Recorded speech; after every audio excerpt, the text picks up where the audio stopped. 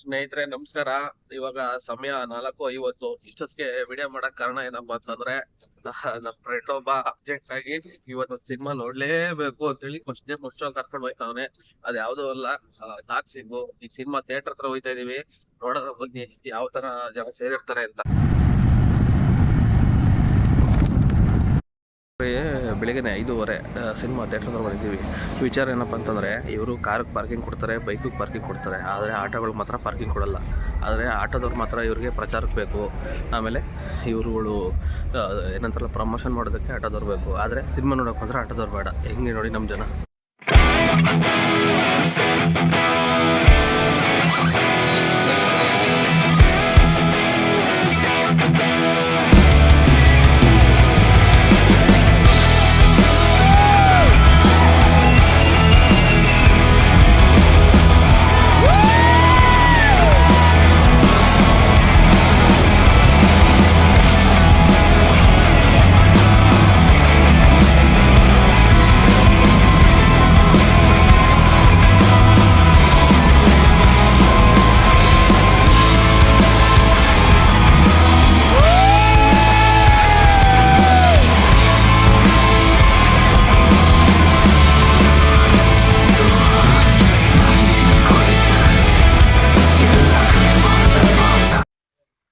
ನಮಸ್ಕಾರ ಸ್ನೇಹಿತರೆ.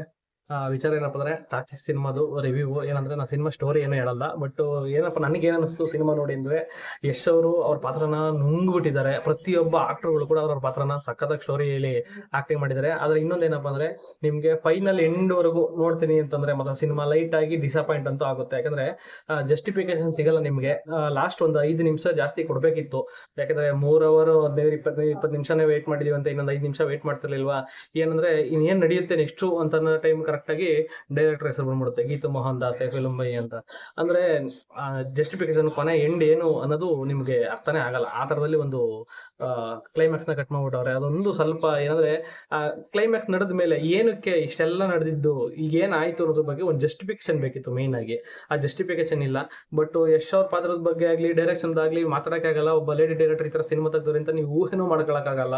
ಆ ರೇಂಜ್ ಐತೆ. ಟಾಕ್ಸಿಕ್ ಯಾವ ಲೆವೆಲ್ಗೆ ಐತೆ ಅನ್ನೋದನ್ನ ನಾನು ನಾರ್ಮಲ್ ಆಗಿ ಹೇಳಕ್ಕಾಗಲ್ಲ. ಏನಕ್ಕೆ ಅಂತಂದ್ರೆ, ಇಲ್ಲಿವರೆಗೂ ನಾವೇನೇನು ನೋಡಿದೀವಲ್ಲ, ಯಾವ್ದು ಮಾಸ್ಟರ್ ಪೀಸ್ ಆಗ್ಬೋದು, KGF ಆಗ್ಬೋದು, ಅದನ್ನೆಲ್ಲ ದಾಟಿ ಇನ್ನೊಂದು ನೆಕ್ಸ್ಟ್ ಲೆವೆಲ್ಗೆ ಹೋಗ್ಬಿಟ್ಟಿದ್ದಾರೆ ಯಶ್ ಅವರು. ಯಾಕಂದ್ರೆ ಅಂತ ಆಕ್ಟಿಂಗ್ ನ ಮಾಡಿದ್ದಾರೆ ಇದರಲ್ಲಿ. ಅವ್ರ ಡಬಲ್ ಆಕ್ಟಿಂಗ್ ಅಂತೂ ಇನ್ನು ಮಾತಾಡಕ್ಕೆ ಆಗಲ್ಲ. ಅಂದ್ರೆ ಯಾವ ರೇಂಜಿಗೆ ಅಂದ್ರೆ, ಮಗ ಬರೋವರೆಗೂ ಒಂದು ಹೈ ಲೆವೆಲ್ ಅಲ್ಲಿ ಇರ್ತದೆ ಸಿನಿಮಾ. ಮಗನ್ ಎಂಟ್ರಿ ಸೀನ್ ಆಯ್ತಿದಂಗೆನೆ ನೆಕ್ಸ್ಟ್ ಲೆವೆಲ್ಗೆ ಹೋಗ್ಬಿಡುತ್ತೆ ಸಿನಿಮಾ. ಆದ್ರೆ ಏನಪ್ಪ ಅಂದ್ರೆ, ಜಸ್ಟಿಫಿಕೇಶನ್ ಸಿಗ್ತಾ ಇಲ್ಲ ಫೈನಲ್ ಎಂಡ್ ಅಲ್ಲಿ. ಆ ಫೈನಲ್ ಎಂಡ್ ಒಂದೇ ಡಿಸಪಾಯಿಂಟ್. ಸೊ ಇಂಟರ್ವ್ಯೂಲ್ಗೆ ಎದ್ದು ಬಂದ್ಬಿಟ್ರೆ ಮಾತ್ರ ಸಿನಿಮಾ ಭಯಂಕರ ಹಂಗೆ ಮನಸ್ಸಲ್ಲಿ ಉಳ್ಕೊಬಿಡ್ತದೆ. ಸಿನಿಮಾ ಪೂರ್ತಿ ನೋಡಿದ್ರೆ ಸ್ವಲ್ಪ ಡಿಸಪಾಯಿಂಟ್ ಆಗೋದಂತೂ ಓಕೆ. ಬಟ್ ಸಿನಿಮಾ ಓವರ್ ಆಲ್ ಸಿನಿಮಾ ಗುಡ್. ಮಾತಾಡಂಗೆ ಇಲ್ಲ. ಅವ್ರ ಡೈರೆಕ್ಷನ್ ಬಗ್ಗೆ ಆಗ್ಲಿ, ಅವ್ರ ಆಕ್ಟಿಂಗ್ ಬಗ್ಗೆ ಆಗ್ಲಿ, ಸೂಪರ್. ಎಡಿಟಿಂಗ್ ಆಗ್ಬೋದು, ಮ್ಯೂಸಿಕ್ ಆಗ್ಬೋದು, ನಿಮ್ಗೆಲ್ಲೂ ಒಂದ್ ಕಡೆ ಬೋರ್ ಹೊಡ್ಸಲ್ಲ. ಸಖತ ಮಾಡಿದ್ದಾರೆ ಮಾತ್ರ ಸಿನಿಮಾ, ನೋಡ್ಬೋದು.